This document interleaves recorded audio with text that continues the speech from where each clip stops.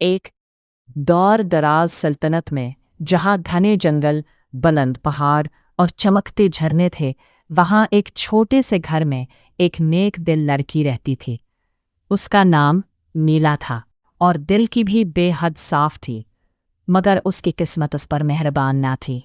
ये नालायक लड़की कभी कोई काम वक्त पर नहीं करती। माजरत सौतेली माँ। बहाने, जल्दी करो। नीला खामोश रही क्योंकि वो जानती थी सब्र ही उसकी सबसे बड़ी ताकत है।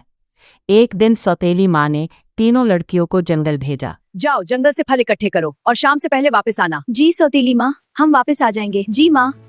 दाएं बाएं इसकी दोनों सौतेली बहनें हैं जिनकी नजरें हसद से भरी हुई है।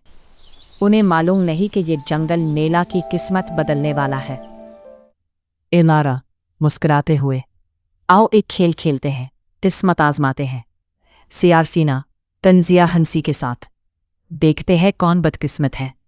मगर हर बार नैला ही सबसे खुशकिस्मत साबित होती और यही बात हसद को जन्म दे गई। सुनहरे सूरज डूब रहा था जब नीला की मुलाकात एक हसीन शहजादे से हुई। इतनी शाम को इस जंगल में अकेली? मैं पानी लेने जा रही थी। तो आओ, मैं तुम्हें घर छोड़ देता हूँ।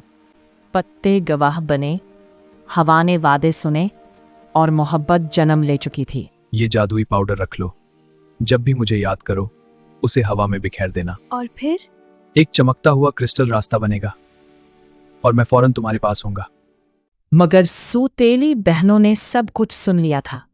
इलारा शैतानी हंसी, अगर ये रास्ता आग बन जाए तो? सिराफीना, फिर देखते हैं शहजादा कैसे आता है। जादू बिगड़ गया, क्रिस्टल रास्ता जलते कोयलों में बदल गया और शहजादा बुरी तरह जख्मी हो गया। सुन लो, शहजादा शदीद जख्मी है। जो उसे शिफा देगा वही इसका मुकद्दर होगा। मैं जानती हूँ ये सब कैसे हुआ और मुझे उसे बचाना ही होगा, चाहे जान चली जाए। नीला महल पहुंची शिफा बख्श मरहम के साथ। इस लड़की को फौरन शहजादे के पास ले जाओ।